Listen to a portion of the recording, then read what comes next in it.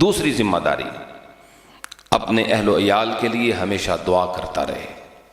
ہم نے دعائیں کرنا یا تو بالکل چھوڑ دیا ہے یا بہت کم کر دیا ہے، اور صحیح انداز میں اللہ پاک کے حضور گڑ گڑا کے راتوں کو اٹھ کے ان اہل خانہ کی اصلاح کے لیے، ان کی بہتری کے لیے، صرف رزق اور ضروریات کے لیے نہیں، ان کی ہدایت کے لیے اللہ تعالیٰ کے حضور دعائیں کریں۔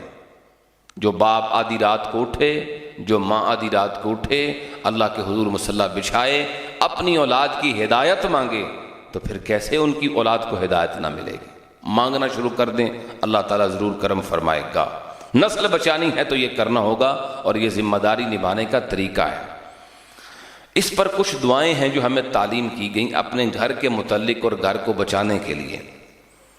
گھر کے اندر شیطانیت تب آتی ہے جب شیطان آتا ہے، تو اگر شیطان کا ہی دروازہ بند کر دیں تو پھر شیطان آئے ہی نہ تو شیطانیت کہاں سے آئے گی؟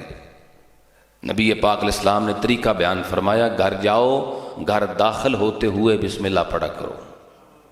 نتیجہ کیا ہوگا؟ شیطان پر تمہارے گھر کا دروازہ بند ہو جائے گا۔ حدیث مبارکہ ہے، جب کوئی بندہ بسم اللہ الرحمن الرحیم پڑھے اور بسم اللہ الرحمن الرحیم پڑھ کر گھر میں داخل ہو، پھر کھانا کھانے سے پہلے بھی بسم اللہ الرحمن الرحیم پڑھ لے، تو شیطان باہر کھڑا ہو کر اپنے چیلوں سے کہتا ہے، اس گھر میں نہ تمہارے رہنے کی جگہ ہے، نہ تمہارے کھانے کی کوئی چیز ہے۔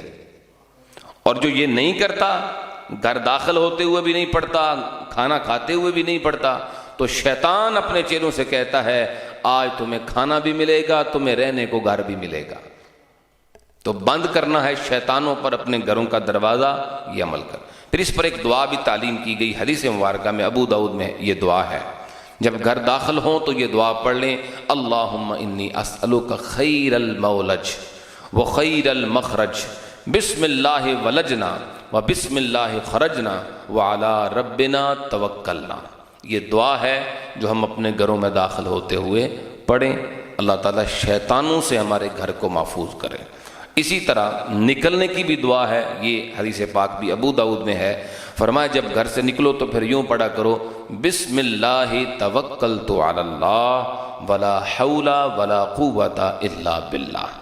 گھر داخل ہوتے بھی کم از کم بسم اللہ الرحمن الرحیم، اور نکلتے ہوئے بھی کم از کم بسم اللہ الرحمن الرحیم پڑھیں، یہ بھی دعا ہے۔